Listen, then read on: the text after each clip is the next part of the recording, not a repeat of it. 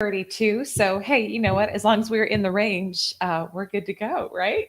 I am excited to talk with you today. Oh, Kim Skouras is in the house. Good morning, Kim. You and I have an appointment shortly. Kim is going to come on the podcast momentarily, and it's going to be so amazing, especially for women in leadership positions who are wanting to move into leadership. Sherry, good morning. Nola, good morning. Michelle on Facebook, good morning. Oh my gosh, so good to see everyone today. Today, Thursday is all mindset, self-confidence. I love everything we talk about on Thursdays. I hope you do too. Lisa, good morning. So good to see you.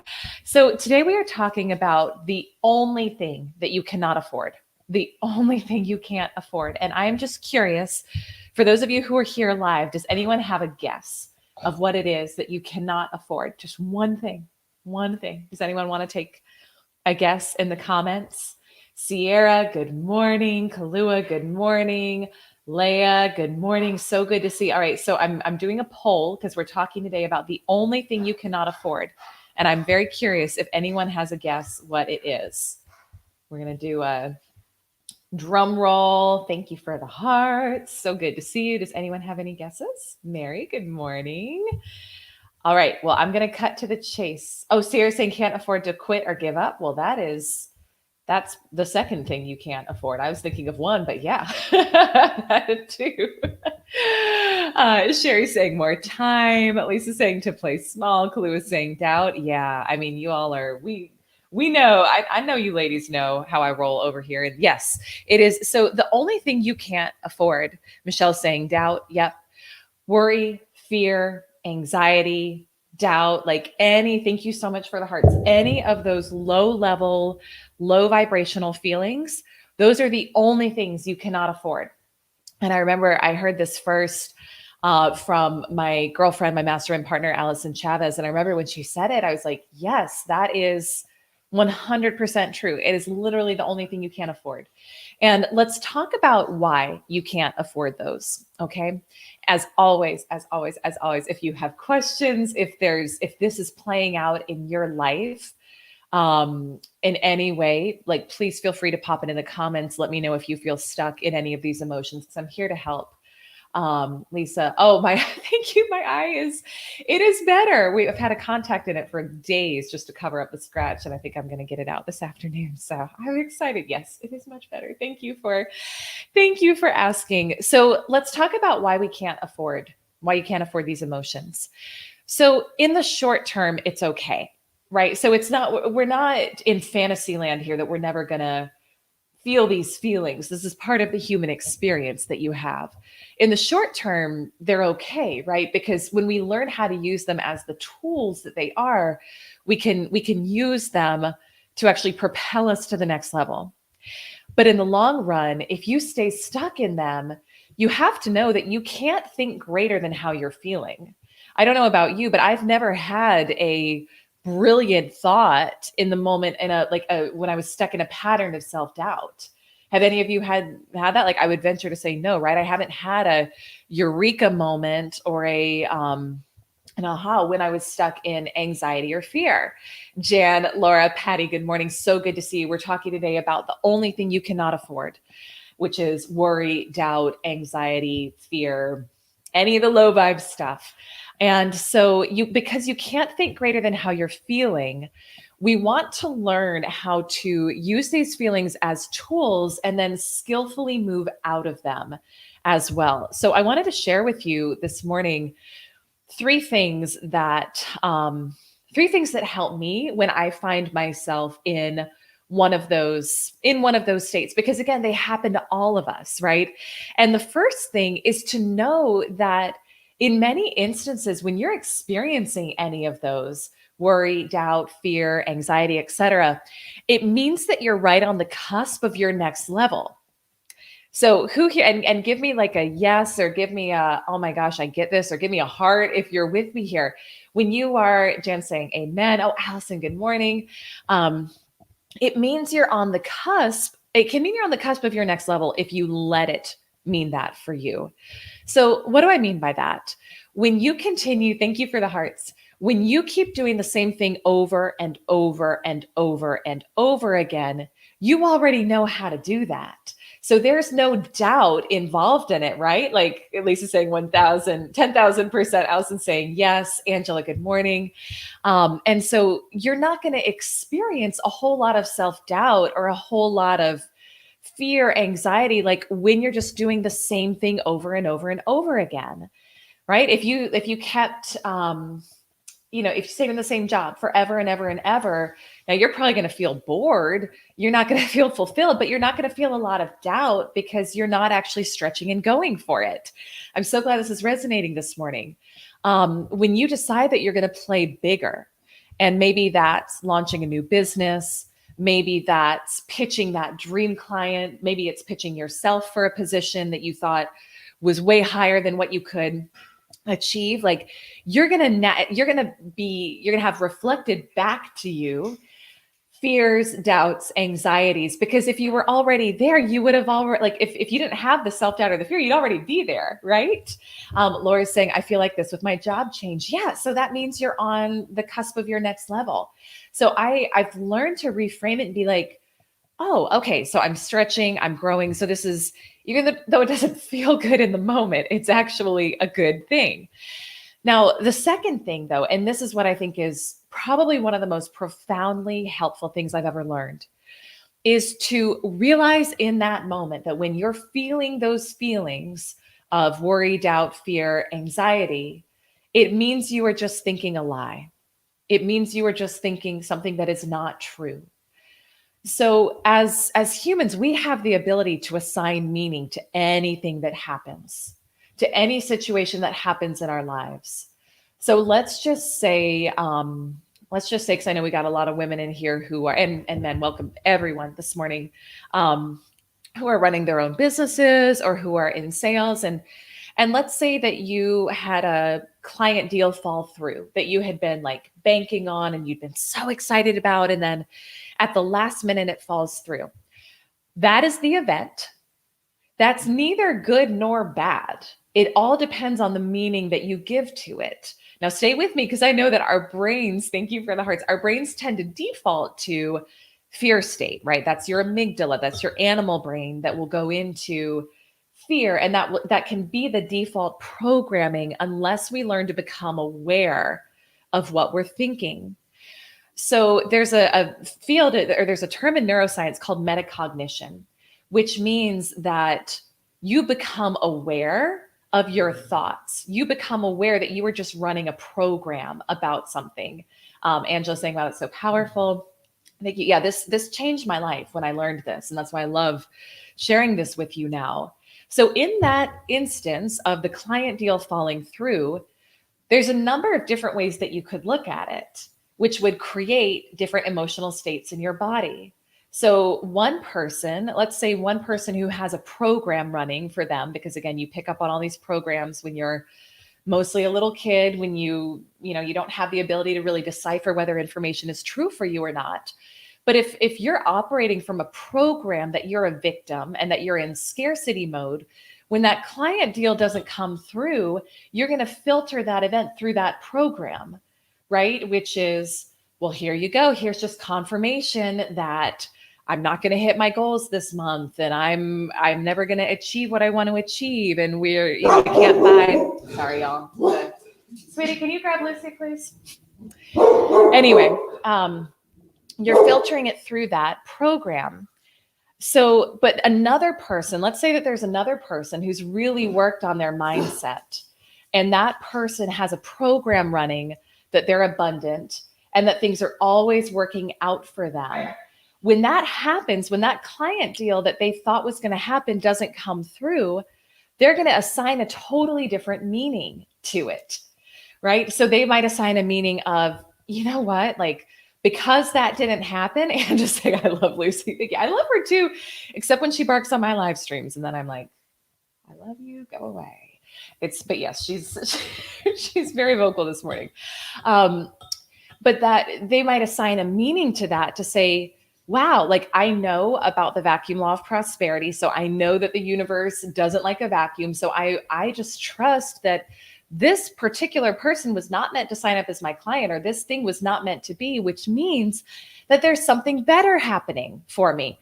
And wow, let me start getting excited about what that's going to be and what's going to happen. Like, who is going to be a client? Like, who is going to come through for me, because they understand how things work at a higher level. So, and think about the difference in that moment of how you would feel. If you assigned a meaning, again, you are a powerful creator. You can assign any meaning that you want to any situation, but the meaning that you assign will become your reality. So if you assign a meaning of I'm a victim, I'm in scarcity, you're going to feel those low vibrational feelings, right? Worry, doubt, fear, anxiety. And because you can't think greater than how you're feeling, you're going to keep getting more things in your life coming to you that create worry, doubt, fear, and anxiety. But if you assigned a meaning of things are always working out for me, and this must mean, this has to mean that something better is coming, then you're going to feel feelings of what? Surrender, excitement, anticipation, joy, and you're now a match for those things. So with metacognition, this is part of why meditation is so important. And this is why, like, how many of you are big meditators? I know so many of you personally. I don't know everyone personally who's on here right now, but how are we doing with our meditation practice right now for everyone who's here? Kalua, you're doing all the reframing right now. Are we, let's see here, Michelle. Yeah. So who's like really, really actively meditating every day? I see a lot of hearts coming, so I'm assuming that means a lot of you. Laura's saying yes. Yeah.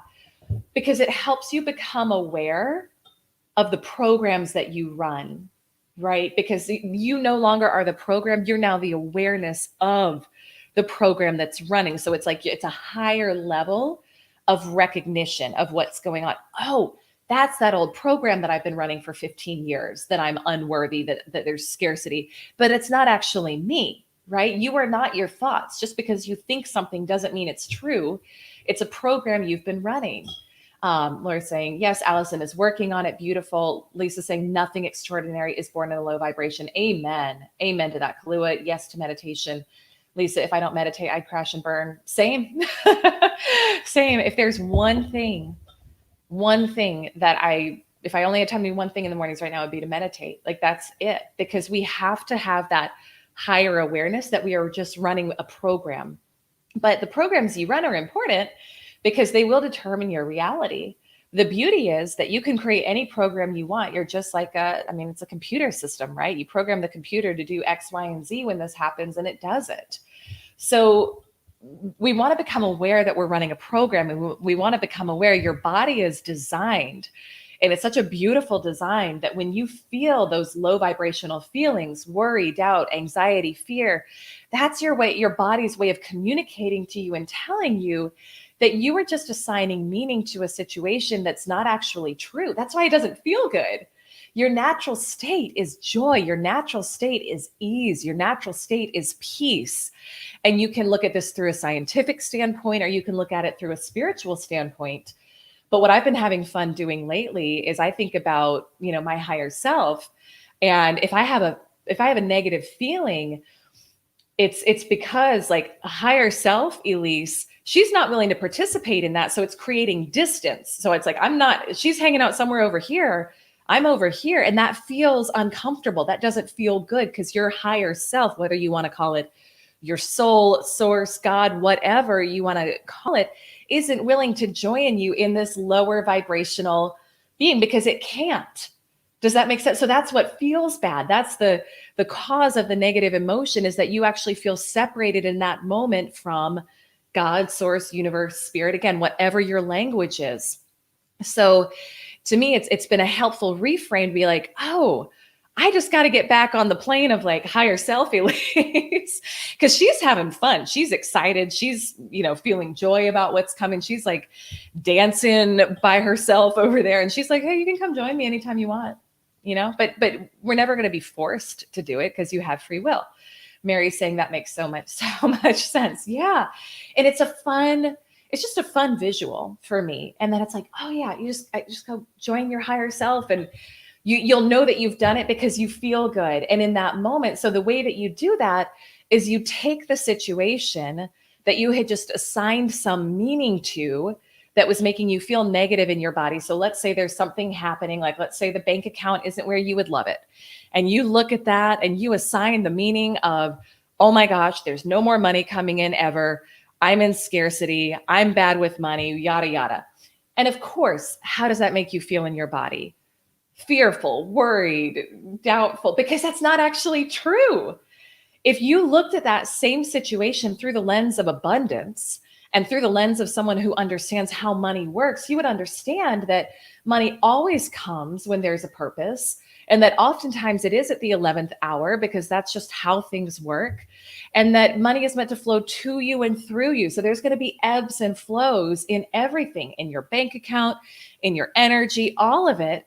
But you would assign a different meaning to say, wow, like because the universe abhors a vacuum and there appears to be a vacuum here right now, there's more money coming really fast and I'm excited. And what would, if there was more money coming now, what are some things I could be doing to bring that in? Again, not being attached to how it comes, but being excited and just saying, well, let me just explore this and let me just see. But your first and your most important task is to flip the script that you were just telling yourself because you were just thinking a lie. So we want to flip it to say, well, I just felt like crap. So that means I was thinking a lie.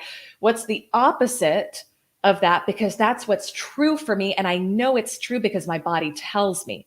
I feel better in this moment. I feel at peace. I don't necessarily know how it's all going to work out yet, but when I think this different thought about the exact same situation that, oh, this less than abundant look in my bank account right now means now it means like, oh, I've just created space for more to come in, and I'm actually working with natural laws instead of against them. And because I'm thinking this now, I feel better. I feel more at ease. I feel more at peace. Your body's telling you that you're thinking what's true. And now that your energetic state has shifted, because again, your emotions are just your body's way of telling you what you're a vibrational match for. Now, as you shift and you become a higher level of emotion, which is, thank you for the hearts, love, peace, joy. Now you can start thinking thoughts that are at that level, which will bring to you solutions and things that before now this is the science part of it. When you're in fight or flight, your brain shuts off the creative parts. It shuts off the creative center. So you're not going to have ideas that are going to create solutions to the challenge. I don't even want to say problem. It's not a problem. Like we make things problems. Nothing's really a problem. It's just how we think about it. But now you can think of and access ideas, solutions, opportunities from that more peaceful, aligned state. Okay, so this is making sense, I hope. Sherry's saying, I really needed to hear this today. Well, you are in the right place at the right time, my love. Allison, scared money don't make money. Yeah. Isn't that the truth? And so the first thing to do if you find yourself in one of those lower vibrational states, lower emotions, just to notice it. There's no judgment on it. Again, that's part of the experience here. We get to do a little bit of this. There's ebbs and flows, peaks and valleys in life. Like there's nothing wrong. But again, we can choose when we don't have the right tools, when we don't know how to think about it this way, then we stay stuck, right? Then we stay stuck in that lower level emotion, which will create lower level actions, which will create more of the same low level stuff. So you want to remember to reframe it and use these powerful tools that you now have to see the situation differently in a higher level, which is actually what is true. Lisa, are you reading our minds again? Asking for a friend. Girl, I just sit there and I just read your mind in the morning. I'm like, boom, here's the live stream topic. Not quite. I feel like these, it's like we all, I feel like a very beautiful flow with each of you where I get to benefit from this message. Hopefully you get to benefit from this message. Patty's saying, I'm not available for low level energy, period. Exactly. And then, the final thing that you can do in this situation is, so do the reframe and then step away, step away. You got to move yourself into a new state of being. So it's not going to help you to try to push or force anything when you're not in that higher level energy state. So as much as you can, go for a walk, get outside, move away from the situation, get yourself, go to sleep. Honestly, you want to stop the momentum of the negativity. Because when you try to create from that situation, it's just a push and a force. And you, again, you can't create powerfully like that. You're actually just going to add fuel to the fire of that lower level energy and emotion. Thank you for the hearts. And again, this is the opposite of what we're taught. Like, we're taught push through it. We're taught suck it up and just do it. But honestly, that's not like, can you create that way? Yes. But that's that pushing low level, like matter on matter way of creating that is going to make it take a long time for you to get to where you want to be. But when you can learn to step away and get yourself back in alignment with that abundant version of you, that peaceful version of you, that joyful, grateful version of you, even though nothing will have shifted or changed yet in your outer experience, that doesn't matter again, because your outer experience is just a reflection of your past thinking, feeling, and behavior. So we don't want to look at that to determine what our reality. It's again, it's a reflection of the past. So when we can learn to get ourselves back in alignment with that, the $1 million version of you, right? Or the version of you that's going on Oprah, like whatever the dream is, then like that's your job. That's your job. Then you take action from that place. Like Kalu was saying, don't effort outside the vortex. Exactly. And I keep this on my, so I have a list every day of like daily success habits that I take. I just want to pull, and at the top of this list, it says top priority, stay in the vortex, which if you're an Abraham Hicks follower, you know what we're talking about. Stay in the vortex, follow the nudges, and only take aligned action. Like none of this stuff on this list matters, on your list matters if you're doing it from that lower vibrational place. You're going to get either incremental, very small gains, or you're going to make it worse. Okay. Thank you so much for the hearts. I'm glad this is resonating. So that's your top priority. That's your top focus. That's the best use of your time. And then act from there, and then watch miracles, synchronicities. That's when you move at light speed. That's when you have the quantum leap. That's when you create next level stuff. And you've got client, like it was so fun on the 10K club call yesterday, hearing from women who are like, clients are just like, things are just showing up. Like I focused on my inner state. I focused on how I was feeling, and people are finding me, clients are showing up. I don't know how it's happening. I don't really care. And this is how it's happening because you got yourself in alignment. So let that be your top priority. Let feeling good and having play and joy and fun be your top priority. Act from that place. Do your sales pitches from that place. Do your client conversations from that place. Like make a call from that place and watch how it doesn't just click and come in way faster than you could have ever anticipated. So let me see comments. Lisa saying, our thoughts are blueprints for our desired ultimate goals. Think it, see it, be it. Yes, yes, yes, yes, yes. Amen. Elsie saying it's opposite of what we're taught. However, it seems more natural to my spirit to shut it down and reset. Yeah, a lot of what we're taught is a bunch of BS. Like that's, you got to think for yourself here. A lot of, and again, just look at, do the people who you're listening to, are they living life the way you want to live?